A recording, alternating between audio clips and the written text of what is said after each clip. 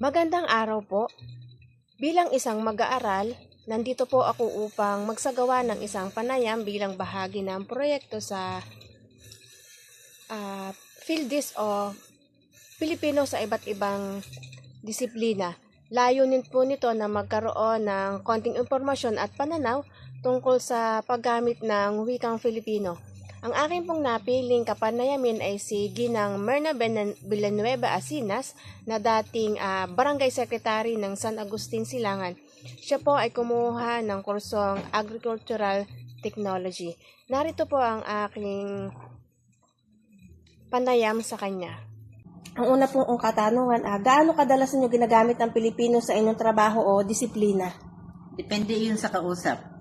Kung ang kausap ay nagtatanong sa English, sasagutin ko ng English. Opo. Pangalawa po, anong mga sitwasyon o gawaing mas ginagamit ang Pilipino? Sa trabaho, sa school, o sa mga lugar na ang mga kausap ko ay Pilipino. Pangatlo pong tanong, ano ang kahalagahan ng paggamit ng Pilipino sa inyong disiplina? Mahalaga ang paggamit ng Pilipino sa aking disiplina dahil mas komportable akong magsalita ng maayos at madaling maintindihan ang gusto kong maipahayag sa mga gusto kong sabihin.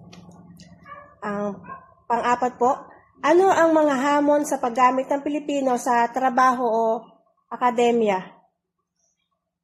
Siyempre, kinakailangan na gamitin ang Pilipino lalo na sa trabaho, akademya dahil sa mga nakakasalamuhang mga tao lalo na sa mga estudyante.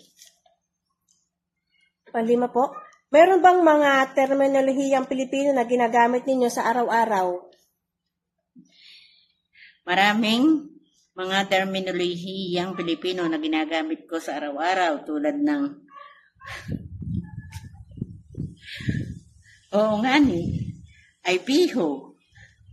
Alangan naman, ay nako pa. Pang-anim, paano nakatutulong ang paggamit ng Pilipino sa pakikipag-ugnayan sa mga kasamahan o kliyente? Maraming magagandang salita ang aking magagamit para madaling makahikayat ng mga kliyente. Kapito, sa inyong opinyon, dapat bang mas palawigin ang paggamit ng Pilipino sa inyong disiplina at bakit?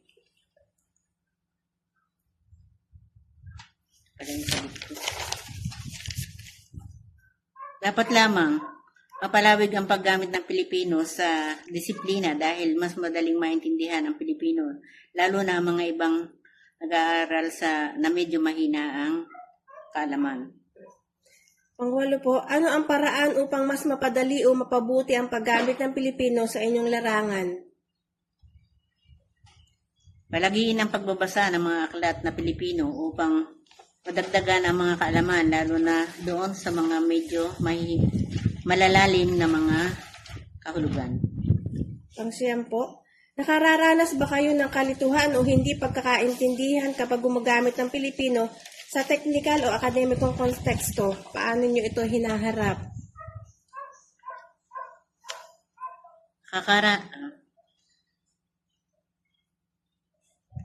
Oo, nakakaranas ako ng kalituhan dahil may mga termino na hindi ako pamilyar at bihirang gamitin, may mga salitang hindi ko pa minsan nababasa o hindi pamilyar sa akin.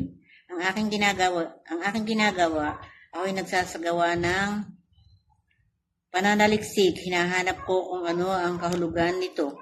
Gumagamit din ako ng mga kombinasyon ng Pilipino at English dahil kung mas malinaw ang termino sa English, ito ang ginagamit ko, saka ko ito ipapaliwanag sa Pilipino. Okay po. Huli pong katanungan, maaari bang ibahagi ang isang halimbawa kung saan ang paggamit ng Pilipino ay nakatutulong sa pangunawa o paglutas ng isang problema sa inyong disiplina? Ang isang halimbawang aking naiisip ay paksa tungkol sa climate change. May mga terminong tulad ng greenhouse effect at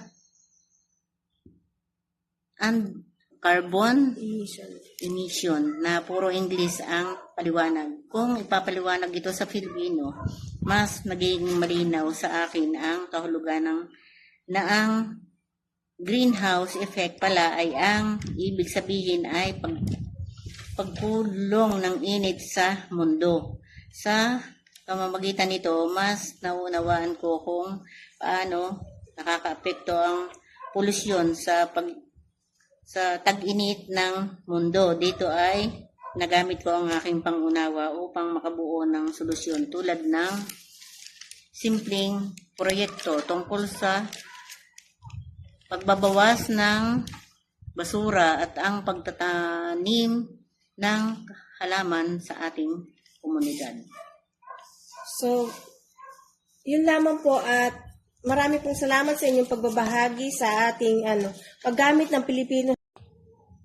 Ako po ay lubos na nagpapasalamat para sa paglalaan ninyo ng oras at sa inyong pakikiisa para sa proyektong ito. Marami pong salamat.